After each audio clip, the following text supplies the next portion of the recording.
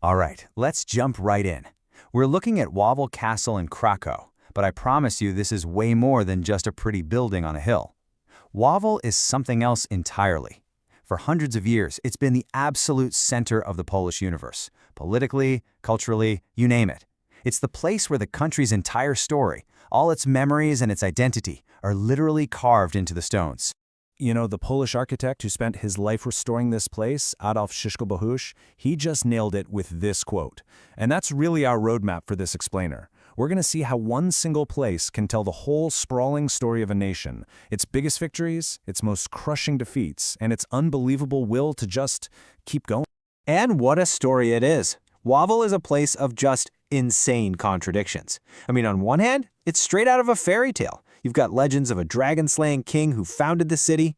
But on the other hand, you have the chillingly real photograph of a Nazi flag flying from those same towers.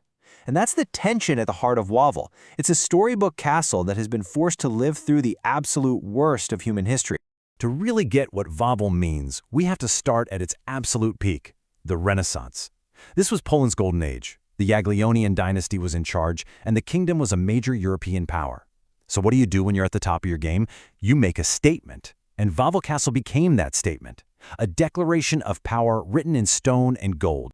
How'd they do it? Well, they brought in the best of the best. Top-tier Italian architects like Francisco of Florence and Bartolomeo Barocci to totally transform the old medieval fortress. And they created this absolutely stunning arcaded courtyard. But look, this wasn't just about pretty architecture. This was a political power move. It was the Polish crown telling the rest of Europe, hey, anything you can do in Italy, we can do it here. Now check out how clever this design is. The first two floors have these beautiful, classic arches, but then look up at that top floor. Instead of just repeating the pattern, they did something totally different. These incredibly tall, skinny columns holding up the whole roof. It was a completely original design, a perfect blend of Italian style and Polish ingenuity. And these cloisters, the krużganki, they weren't just for getting from point A to point B. Oh no, they brilliantly turned the entire courtyard into the most spectacular room in the whole palace. It was basically a grand amphitheater. Imagine tournaments and royal parties happening down below, with the entire court watching from the galleries. It was pure theater, all designed to scream power and prestige. And if you want to see the absolute jewel in Wawel's crown, this is it. Sigismund's Chapel. King Sigismund I commissioned it, and it is just perfect.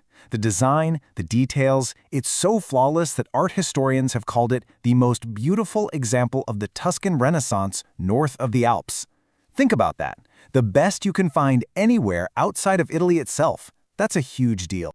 Okay, so we've been in the sunlit, glorious courtyard. Now let's head down into the shadows. Because Wawel's story isn't just built on stone and history, it's also built on myth. The limestone hill it sits on is riddled with caves, and from those caves have crawled some of Poland's oldest and most powerful legends. So, what is the founding myth of Kraków? Well, like any great origin story, it starts with a monster, a creature living in the darkness right under the feet of the future kings of Poland. Of course, we're talking about the Wawel dragon. The oldest version of the story, from the 13th century, has the king's sons tricking the beast into eating a cow stuffed with burning sulfur. Boom, problem solved. But what's fascinating is that over time, the hero changes. By the 1500s, it's not a prince who saves the day, but a clever shoemaker. And today, the terrifying monster is a beloved city mascot. There's even a statue down by the river that literally breathes fire for tourists. But the ancient myths are not the only strange stories to come out of Wawel. There's a much more recent, and honestly, much more chilling mystery that started with the death of a king in 1492. But the spooky part wouldn't happen for another 500 years. So get this, in 1973, a team of 12 researchers gets permission to open the tomb of King Casimir IV. Super exciting stuff for them. But what happened after they opened it was straight out of a horror film. Within a few short years, 10 of the 12 researchers were dead. The media went nuts, talking about a Jagiellonian curse, like the king was getting his revenge from beyond the grave. The truth, though, turned out to be even wilder than a curse. It was science that solved the mystery. The killer wasn't a ghost, it was a fungus, a nasty little thing called Aspergillus flavus. Its toxic, microscopic spores had been perfectly sealed in that tomb for centuries. When the researchers cracked it open, they unknowingly breathed in this tiny killer that had been lying in wait for half a millennium. From microscopic killers, we now have to turn to the much bigger, much more visible horrors of the 20th century. This is Wawel's trial by fire, a time when the heart of Poland was captured by its enemies, and it became a symbol of a nation's desperate fight to survive. The humiliation started in the 19th century when the Austrian army turned the castle into a military barracks. But that was nothing compared to 1939. The Nazis took over and made Wawel their headquarters. They actually forbade Polish people from setting foot on their own most sacred ground. Meanwhile, the Nazi governor, Hans Frank, and his wife moved in and played a twisted game of king and queen of Poland in the historic halls.